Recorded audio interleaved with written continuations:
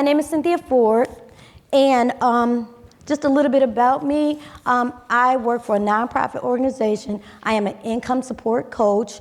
I help people with rent, who fell behind in rent. I do emergency funding for people in the Garfield Park area here in Chicago. I've been in Chicago 25 years. I was born and raised in Joliet, Illinois. And I am a housing specialist as well. I help people with first-time home buyers. So that's what I do in my profession. Now, I just want to say I was diagnosed with lung cancer almost 4 years ago, November 13th. I got a call from Dr. Haas, and he said, "Cynthia, I'm sorry to deliver this news to you, but you have cancer." And my world just changed right then and there. So what happened for me is I had a doctor, her name was Dr. Jonah. I started out with her. She was pregnant at the time, and she went on maternity leave. And when she came back, she said she was leaving because her husband got a job out of state.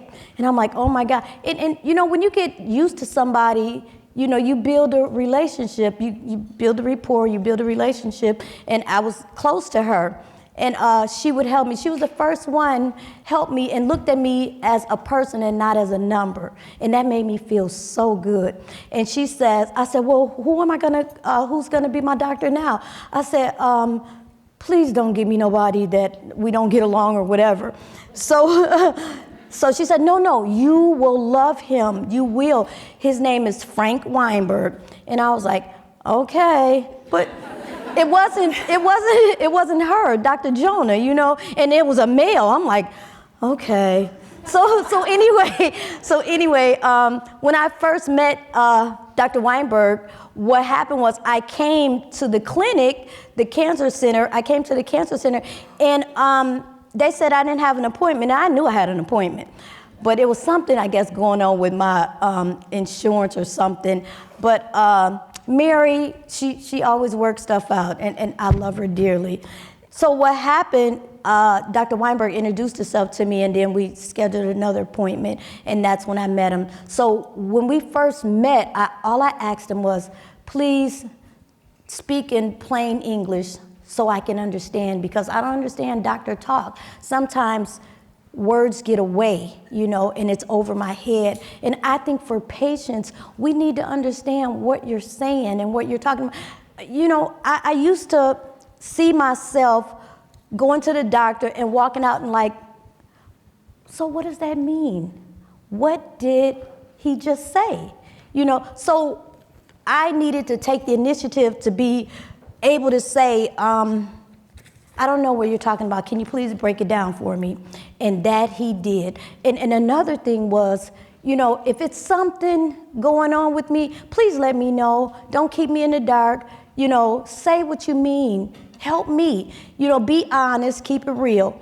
And that's what Dr. Weinberg has done from day one, almost 4 years. And I'm so grateful for him because I can talk to him about anything. You know, he helps me so much. At first I was scared. You know, when you're diagnosed, first of all, cancer does not have a face. And when people see me, you know, if they don't know, you know, they don't know. But if I share my story with them, I'm helping people because they're like, oh my God, and to still be able to work, because that was the first thing I asked him. I said, I work, I can still work, right? And he was like, yeah, you can work. So later on down the line, I was on chemotherapy and immunotherapy, and almost 3.5 years later, the chemo stopped working. So he told me, he was always preparing me and telling me about the trials. He said, if that doesn't work, we got another trial or another trial. And I'm like, okay. So one of the things for me, I had to have acceptance for what was going on in my life. So everything changed. My life was not the same. You know, I got people calling me, we have support groups. We have people you can talk to, therapists. You have a navigator who will help you with whatever. And I'm telling you, my navigator, Mary, raise your hand, Mary. I love her. I love her. She is so special to me. And I'm talking about anything. It can be anything, you name it. So when the trial was August 7th, that was my first time doing the trial, and I asked my doctor, could my girls come? I have, by the way, I've had 5 girls, all grown, 10 grandbabies, yes. So, and I'm 58, okay? So, the trial, he told me about it, and there were 2 pages. But going back, I'm sorry, let me say this. Mary took the time to help me. I have a daughter in Montgomery, Alabama, and I have a daughter in Atlanta. And I mean, she patiently worked with me, with my girls, and got them here so they can come and be with me when I do this trial. Because, you know, it's nothing like being overwhelmed. You know, I have cancer, and the chemo's not working. That's a scary thing, but they walk me through my process, reassure me that everything is gonna be okay. And that's what I needed, you know what I'm saying? They're there for me. I'm talking about I can call or put a message in my chart, and they'll get back to me just like that. I never had a doctor to call me, how are you doing? I'm like, oh my God, I felt so special. And that is one thing that it's not so much as the special, it's the I appreciate them caring and treat me like a person and not a number. And that's what makes the difference for me. That's what makes it easy for me. Even though I have to get acceptance about, excuse me, what's going on in my life. Yes, you have cancer. Yes, it's terminal. You know, and I have to swallow that. So whenever the doctor gives me news, Mary, whoever, I have to process it first. Once I process it, I'm able to do whatever it is they need me to do, and also keep my end up and do what I need to do for myself. You know, eat right, my physical, my mental, my spiritual. I have a support group that is so awesome, you know, and I'm so grateful. I'm grateful to you, Mary, for always being there to make things, because you make things happen. No, you, Mary. That's my M&M crew. Yes, you, Mary. You make things happen. Yes, I said M&M. So today,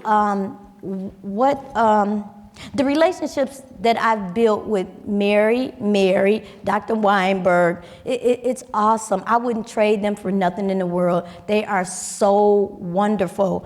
I haven't had one bad day with them.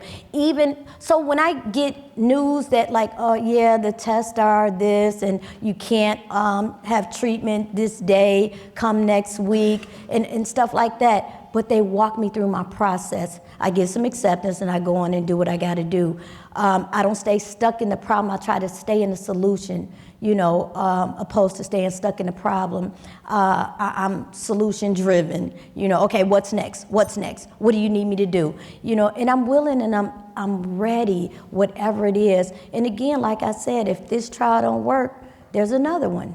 You know, cancer, the medication has evolved, you know, there's so many different things, you know, so I look forward to just living every day, one day at a time, and I am so grateful. Thank you, Meg, for inviting me. Thank you, Mary, for suggesting me, you know. I'm not a talker, so I'm gonna end with saying,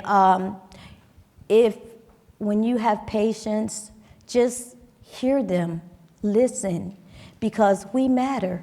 We matter. I thank you guys for everything that you do, the navigators, the nurses, the doctors, everybody. I thank you all for doing what you do to help me to live another day. I'm grateful.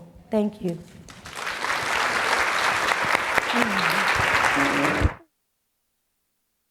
Read on the stairs. Please.